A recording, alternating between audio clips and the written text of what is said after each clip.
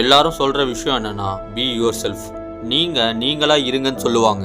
But Robert green warn பண்றது என்னன்னா, ரொம்ப ஏர்லி ஸ்டேஜ்ல நீங்க மற்றவங்களை விட தனியா தெரிகிறது டேஞ்சரஸ். ஏன்னா அவங்களால அண்டர்ஸ்டாண்ட் பண்ணிக்க முடியாத ஒரு விஷயத்த பீப்புள் அட்டாக் பண்ணுவாங்க. இது 48 laws of powerல இருக்க law 38.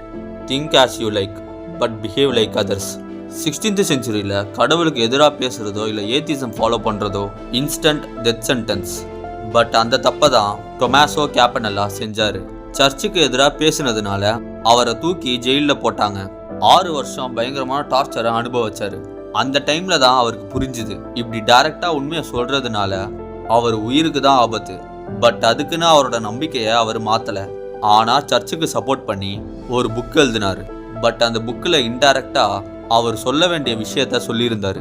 ஏத்திசம் பத்தியும் நிறைய மென்ஷன் பண்ணியிருந்தாரு. அண்ட் அவருக்கு எந்த ஒரு பிரச்சனையும் வராம சர்ச்சுக்கு சப்போர்ட் பண்ற மாதிரியே அவரோட கருத்துக்களை நிறைய பேர்கிட்ட சேர்த்தாரு. ஸோ உங்க ஹோல் மைண்டை எல்லார்கிட்டையும் ரிவீல் பண்ணாதீங்க. பட் எல்லாரோட ஒன்னா இருந்து அமைதியா வின் பண்ணுங்க.